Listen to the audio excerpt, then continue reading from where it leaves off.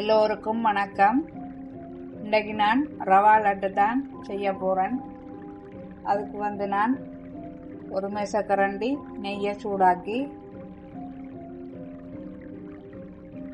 100 gram plums எடுத்து வதக்குவோம்.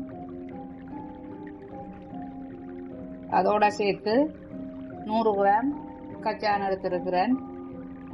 இது வறுத்த கச்சான் தான். இதோட சேர்த்து ஒருக்கா சூடாக்கி எடுப்போம். 1/2 கப்பு தேங்காய் எடுத்துருக்கிறேன். அதையும் வறுப்போம். இது கலர் மாறாமல் மெல்லிய சூட்டில் வச்சு எடுப்போம். அதே பேனில் 2 மேசக்கரண்டி நெய்யை விட்டு திரும்பவும் சூடாக்கி போட்டு 2 கப்பு ரவை எடுத்துருக்கிறேன். அதை வறுப்போம். 10 நிமிஷமாக இதை வறுத்து கொண்டிருக்கிறேன் மெல்லிய சூட்டில் வச்சு. இதோட சேர்த்து 1/2 கப்பு சீனி எடுத்துருக்கிறேன். அதையும் சேர்த்து ரவையோட வறுப்போம். அதோட சேர்த்து 1 டீஸ்பூன் ஏலக்காய் பவுடரும்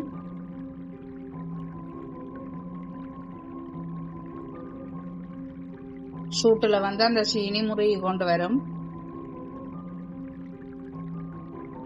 இப்போ இந்த வறுத்து வச்ச தேங்காய்ப்பூ, ப்ளம்ஸு, கச்சான் எல்லாத்தையும் இதுக்குள்ள போடுவோம்.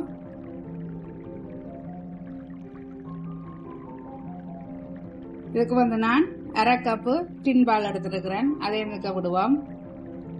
எல்லாத்தையும் சேர்த்து கலந்து போட்டு லட்டு பெரிய வேலையில் ஒரு 10-15 நிமிஷத்தில் செய்து போடலாம். டக்கண்டு சூடார முன்னம் டக்கண்டு பிடிச்செடுக்க வேணும். இதுக்கு நான் டின் பாலை கலவி ஒரு கொஞ்சம் தண்ணி விட்டுருக்குறேன். இப்போ இங்கே லட்டு ரெடியாக எடுத்து இனி நாங்கள் இதை கரண்டியால் பிடிச்செடுப்போம்.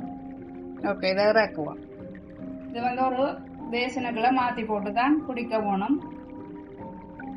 இப்போ கரண்டிக்கு நான் பட்டர் பூசி வச்சிருக்கிறேன். இதுக்கு போட்டுட்டு சுடுவது.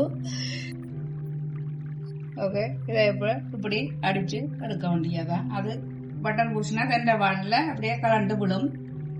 மழை அப்படியே அடித்து போட்டு எடுக்க வேண்டியான். எல்லாத்தையும் அடித்து போட்டு நான் காட்டுறேன் உங்களுக்கு. பாருங்க, அந்த லட்டு ரெடியாக எடுத்து இறுகி எடுத்து இதை இனி ஒரு போத்திருக்க போட்டு வைக்கணும். காற்று போகாமல் வச்சு சாப்பிடலாம். ஓகே, இது சுலபமாக செய்யலாம். அளவுகள் எல்லாம் சொல்லி சொல்லி செய்தனால் பாருங்க. செய்து போட்டு எப்படி இருக்காண்டு லைக் பண்ணுங்க, கமெண்ட் பண்ணுங்க, ஷேர் பண்ணுங்க, மறக்காமல் சப்ஸ்கிரைப் பண்ணுங்க. நன்றி, வணக்கம்.